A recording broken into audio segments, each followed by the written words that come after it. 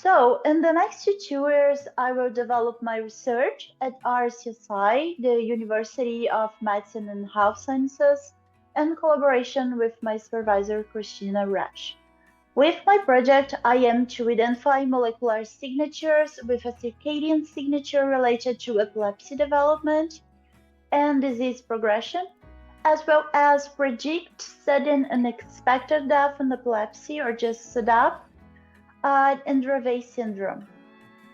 So, Dravet syndrome is an epilepsy syndrome by which infants usually present prolonged seizures in their first years of life, and it's very difficult to treat. So, Dravet syndrome is also linked to a number of other conditions, such as severe sleep disturbances, intellectual disability, developmental delay, and a high risk of SUDEP.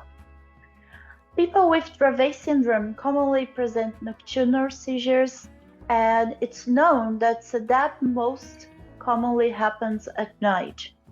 It's known that the occurrence of these events at certain times of the day is associated with the circadian rhythms, our body's internal clock, and we know that the circadian rhythms control a series of physiological processes and functions of our body, and a series of scientific studies show that the disruption of circadian rhythms may be associated with epilepsy, seizure occurrence, and risk of SUDEP.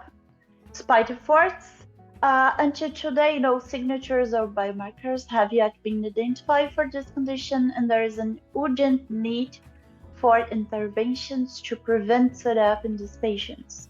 So,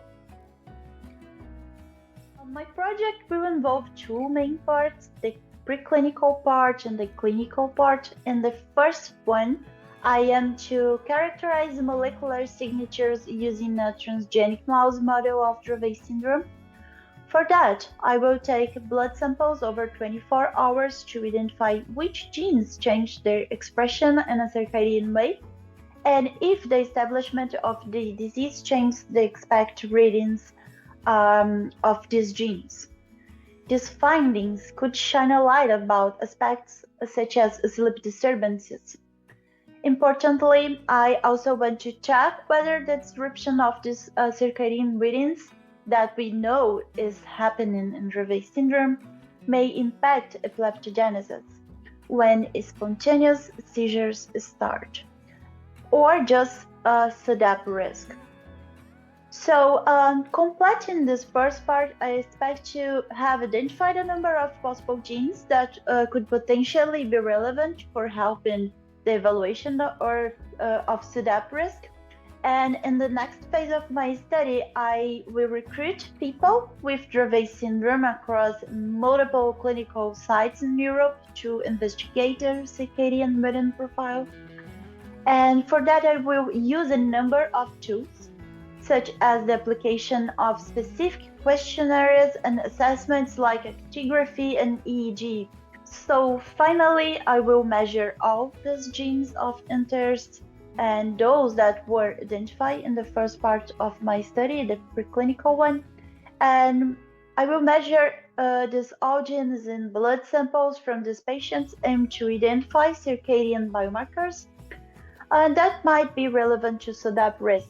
So altogether, this data may be helpful to understand mechanisms that may be involved in the disease progression.